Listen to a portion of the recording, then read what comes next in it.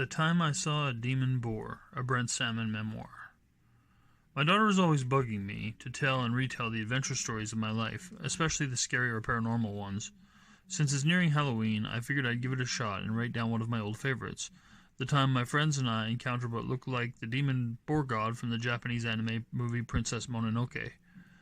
Out late at night, being teenage ne'er-do-wells, more like sometimes do-wells because we were mostly good, we would drive around listening to music and cracking jokes while occasionally pulling pranks, exploring, and generally just being kids with no girlfriends.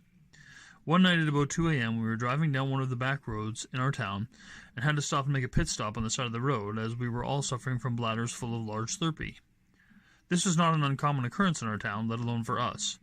Suddenly, while making the usual jokes and shoving each other around, one of our party looked at something in the distance across the fields and exclaimed, "What the frick is that?"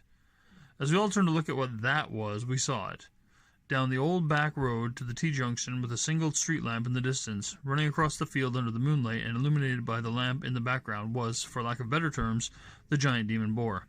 For years we'd called it the giant cockroach or the werewolf thing, names we'd come up with to explain it to people before really having an apt comparison to make to it, before we'd come to the consensus that the thing it most resembled was the creature from the popular anime movie. Anyway, not long after seeing it galloping across the plain, it turned towards us and started advancing, much to our mutual shock and terror. For years, we'd all fantasized about coming face to face with something apparently supernatural. Lots of, "if that happened, I'd totally," stories that led to trumped-up tales of our own imagined badassery. It turns out, though, that in the face of such a thing, we did what most kids and sane people would have. We hauled our butts out of there. Faster than you'd think for a group of sugar-high teens could normally do.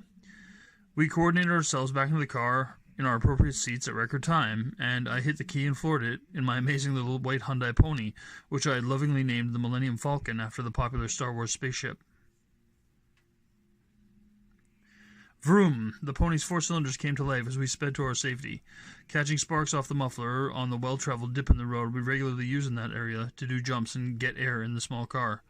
We ended up heading straight home after that, chatting incessantly about what it was we just experienced, and how we should have stayed or gone back and tried to get a better look at what it was, find any kind of proof, but alas, we just stayed home for the rest of the night and ended up chatting into the wee hours of the morning before we all passed out.